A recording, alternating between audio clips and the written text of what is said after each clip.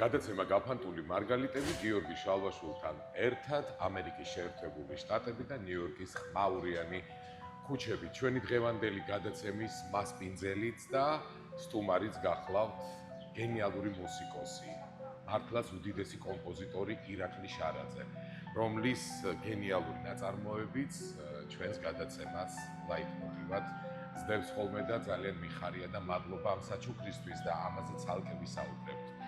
დღევანდელი გადაცემის გენერალური სპონსორი გახლავთ რესტორანი X Factory და დიდი მადლობა მოწვევისთვის. ირაკლი, გამარჯობა მეგობარ. გამარჯობა გიორგი.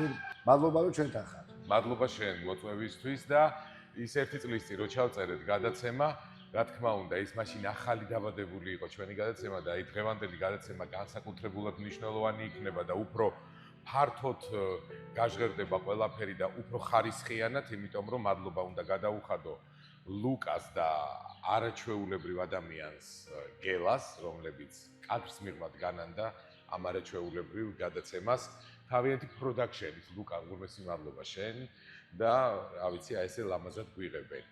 მოკლედ, მე მინდა რომ უფრო ვრცლად, რა თქმა უნდა, ირაკლი შარაძეს ვინ არ იცნობს, ყველა იცნობს, მაგრამ მე მინდა ჩვენი მაყურებელის ყურამდე მივიტანო შენი შემოქმედებითი კუთხე უფრო, ვიდრე საემიგრაციო მხარე, იმიტომ რომ შენ აქ იმდენად ხარ უკვე დამკვიდრებული და იმდენად კარგად და თან ქართულად ამერიკაში, რომ ამ თემაზე საუბარი ჩვენ უკვე გქონდა.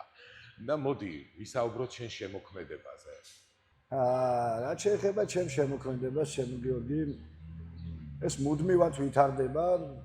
უბრალოდ რაღაც პანდემიის მერე ცოტა ზოგადად სამყარო შენელდა თვითონ შემოქმედებითი მხარეც და თუმცა ერთი წამით არ გავჩერებული ვარ, იქნება ახალი ნაწარმოებები, რომლებიც პერმანენტულად იწერება სტუდიურად და რაღაც ველოდები აი იმ დროს, როცა ეს ყველაფერი უნდა გამოვიდეს დღის სინათლეზე და ვფიქრობ ეს ძალიან მალე იქნება.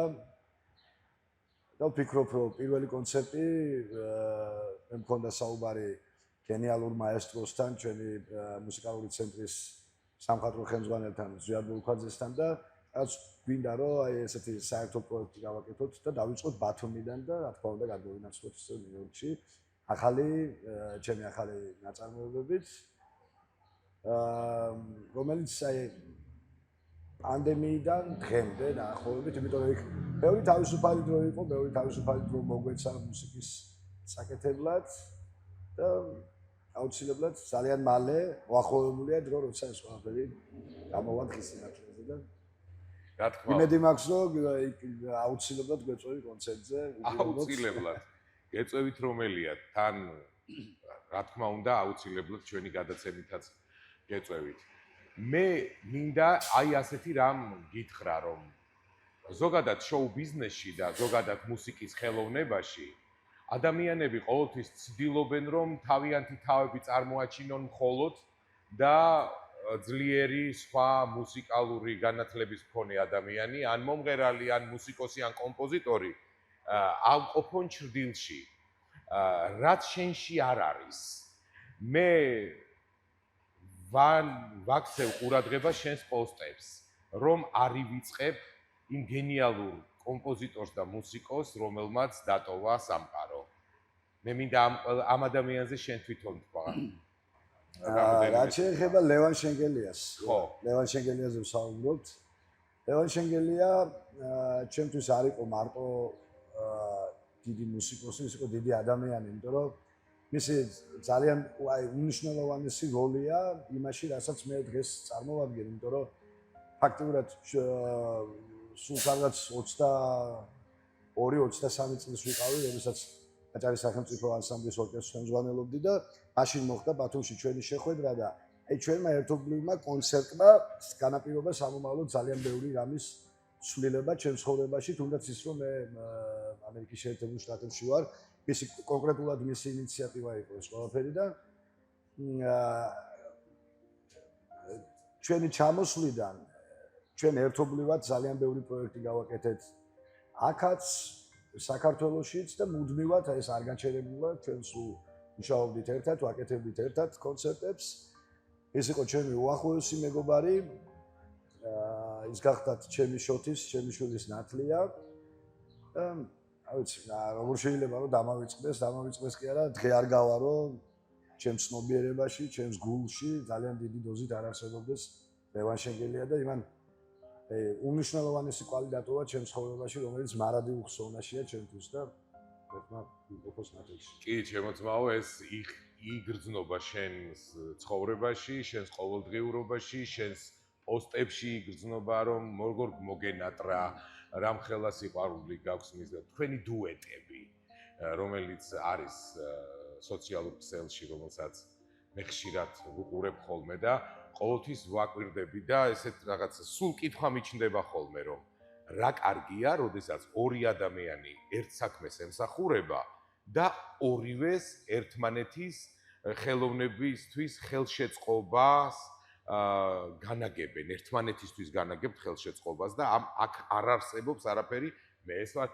აი ის შენ მე როდესაც ლევანს ვთხოვე რომ გადაცემაში უნდა გადამეყო ლევანი ჩვენ სამწუხაროდ ვერ მოვასწარით ისე დატოვა დედამიწა ლევანმა მაშინ ვუთხარი რომ ძალიან მინდა მეთქი რომ გადაცემაში დიდი სიამოვნებით გიორგი უბრალოდ ახლა ვერ ვარ კარგათო და ამ ჩემი მდგომარეობიდან გამომდინარეო რა თქმა უნდა ვერ ჩავწერეთ შემდეგ მომწერა მე რომ მე იცი როგორ კარგად ავარო, მე მგონი დავამარცხრეო და კარგად ვარო.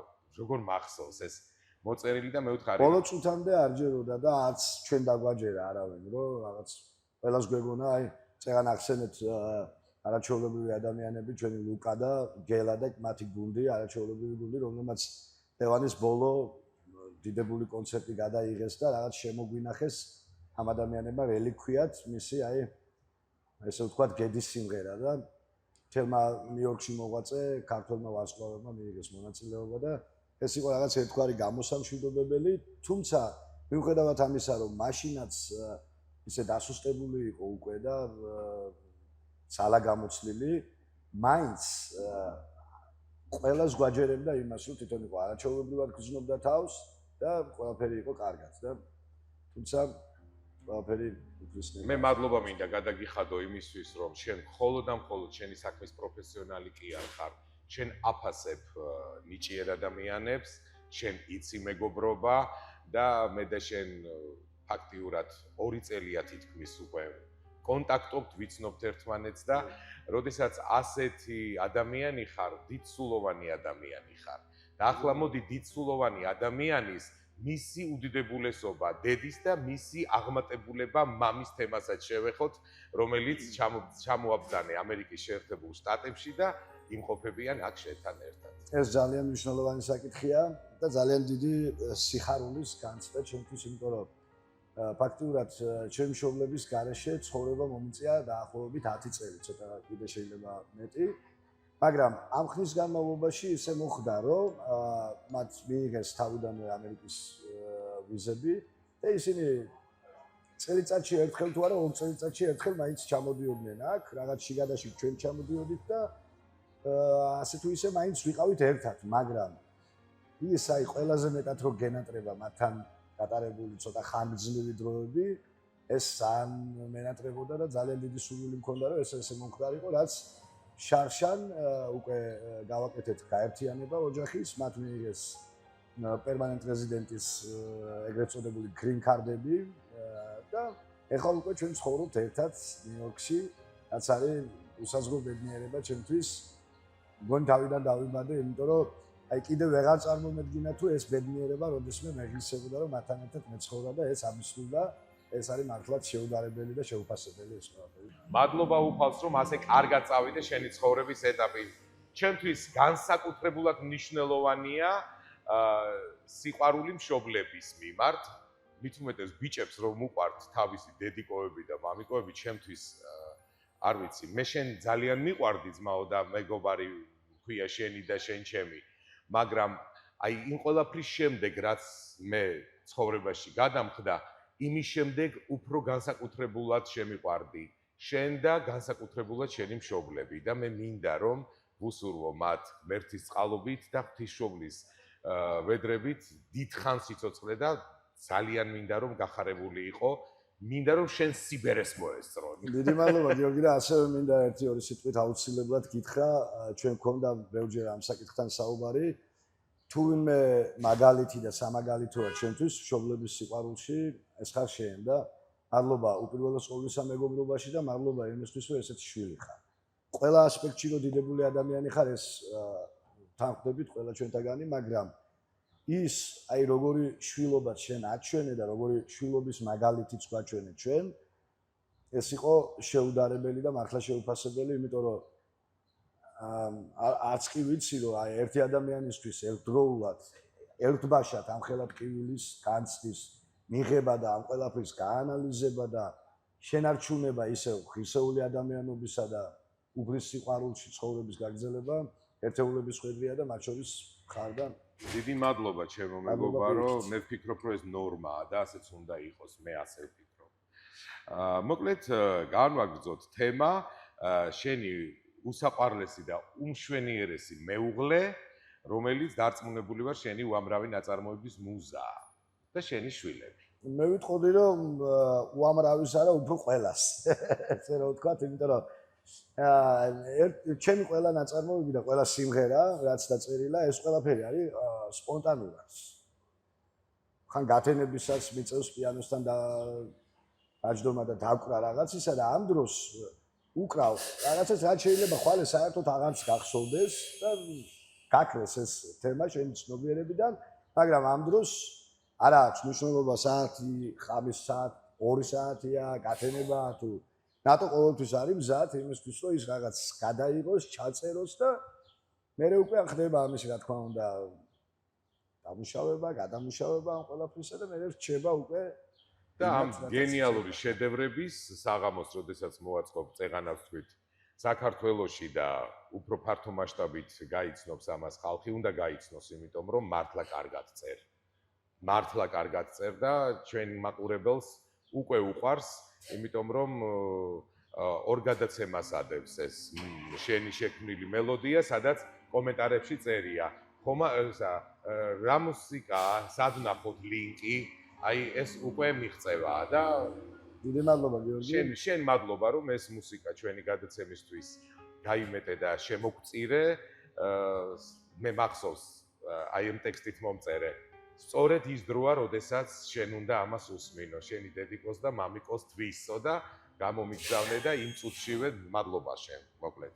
მადლობა იმისთვის, რომ შენი არაჩვეულებრივი და ძალიან რეიტინგული გადაცემისთვის აირჩიე ეს მელოდია და მიხარია რომ შედგა ამ ხრივაც ჩვენი კოლაბორაცია.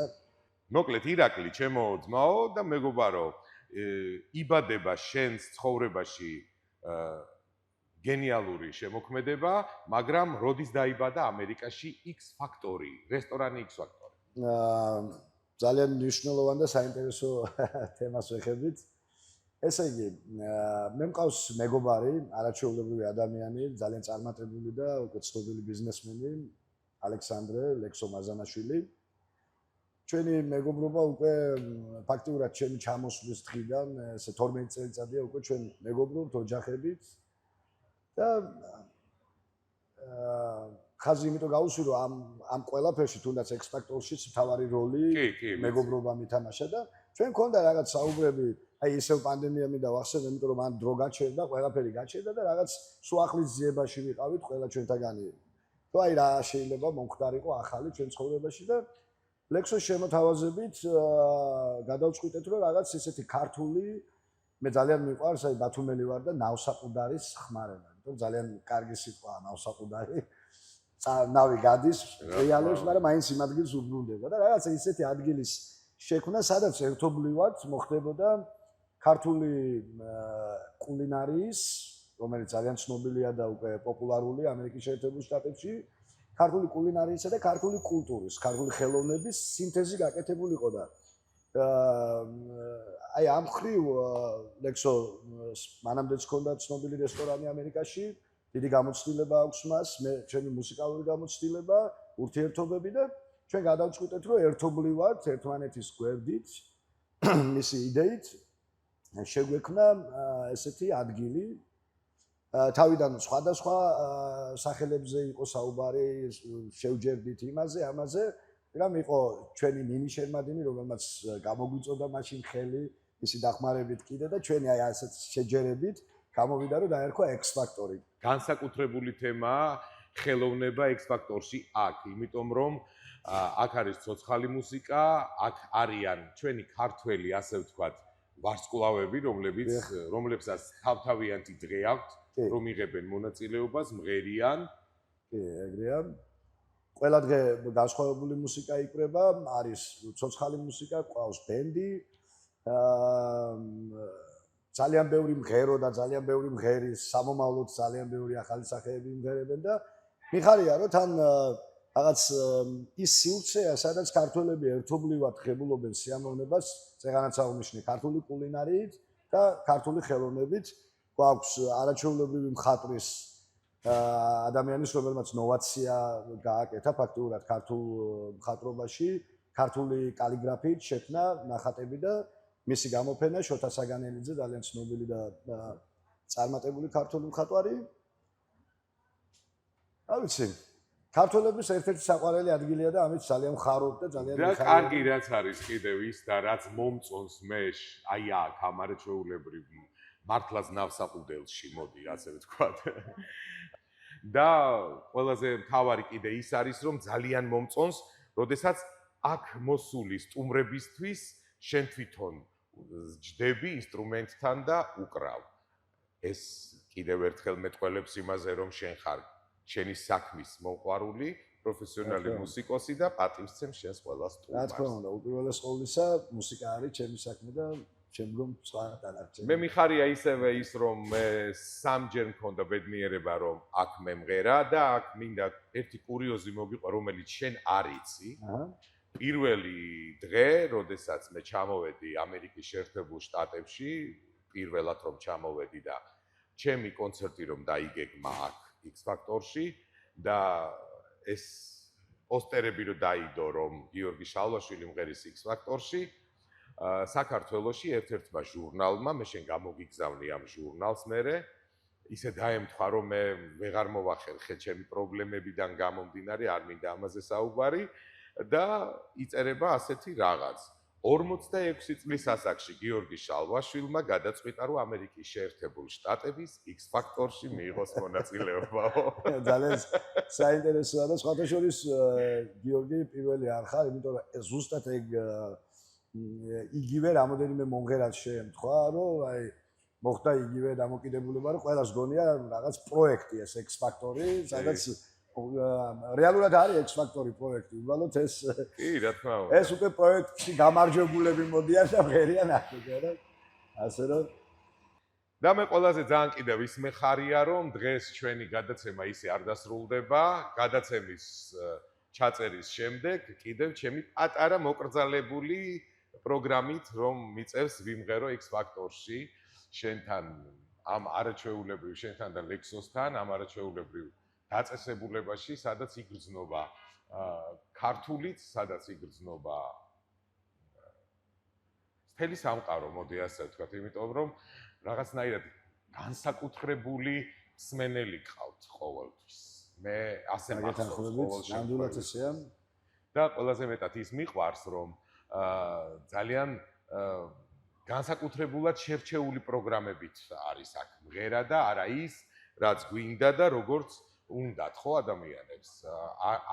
არის რაღაცა კრიტერიუმები დაშვებული, რაც შეიძლება ვიმღერო და რაც არ შეიძლება ვიმღერო. რა თქმა უნდა. და აი ეს არის კიდევ ყველაზე კარგი, იმიტომ რომ შენი ნიშა რომ გაქვს, ამას ძალიან დიდი მნიშვნელობა აქვს. მაქსიმალურად გვაქვს მორგებული მსმენელის ხასიათზე, მსმენელის იმიტომ რომ აქ ძალიან გემოვნებიანი მსმენელია გიორგი და აქედან გამომდინარე ჩვენი ვალდებულებაა ის, რომ მივაწოდოთ ის მუსიკა, რასაც ითხოვს. იმედი მაქვს, რა ვიცი, გავამართლებ დღესაც ყოველ შემთხვევაში მე ფაქტიურად 1 წელია ფაქტიურად არ მიმღერია და რა ვიცი, აი დღეს მომიწევს რომ ვიმღერო და მადლობა შენ ამ საშუალებისთვის.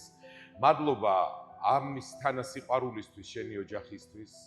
მადლობა შენი დედიკოს და მამიკოს ასეთი დიდებული სიყვარულისთვის. მადლობას გიხდი ქართული სულის არ დავიწყებისთვის და იმ გენიალური ნაწარმოებებისთვის, რასაც ჩვენი ქვეყნისთვის და ისტორიისთვის წერდა ქმნი. დიდი მადლობა გიორგი, კიდევ ერთხელ დიდი მადლობა იმისთვის, რომ ჯერ ჩვენი მეგობრობისთვის, უპირველეს ყოვლისა, მე იმისთვის, რომ ესეთი გადაცემა შექმნილი და ესეთი რეიტინგული გადაცემა არსებობს, ჯერ არაჩვეულებრივი სახელწოდება აქვს, გაფანტული მარგალიტები და ბევრი გაფანტული მარგალიტი გეპოვოს, ჩაგეწეროს, გაგეცნოს საზოგადოებისთვის და შეუჩერებლად გეკეთებინოს შენი საყვარელი საქმე. მადლობა რომ ჩვენთან ხარ კიდევ ერთხელ. მადლობა რომ ასეთი აუზის შემდეგ პირველი საღამო ჩვენთან ტარდება, დიდი პატივია ჩემთვის და ჩვენი კარები ყოველთვის ღიაა, ყოველთვის გელოდებით და გვიყვარხარ ძალიან. მადლობა. ასევე მიყვარხარ ჩემო მეგობარო, მიყვარხარ შენი შემოქმედებით და აქვე კიდევ ერთხელ შეგახსენებთ ჩემო ძვირფასო ტელემაყურებლებო, რომ ეს გახლავთ გადაცემა გაფანტული მარგალიტები გიორგი შალვაშვილთან ერთად და ჩვენი დღევანდელი გადაცემის გენერალური სპონსორი გახლავთ X Factory და ჩემი მეგობარი ირაკლი შარაძე Lexos-თან ერთად ამ არაჩვეულებრივი ადამიანების გვერდში დგომით ხდება დღევანდელი საღამო და მადლობა ყველაფრისთვის. გადაცემა, რა თქმა უნდა, დასასრულს მიუახლოვდა, მაგრამ არ გამორთოთ დღევანდელი საღამო გრძელდება.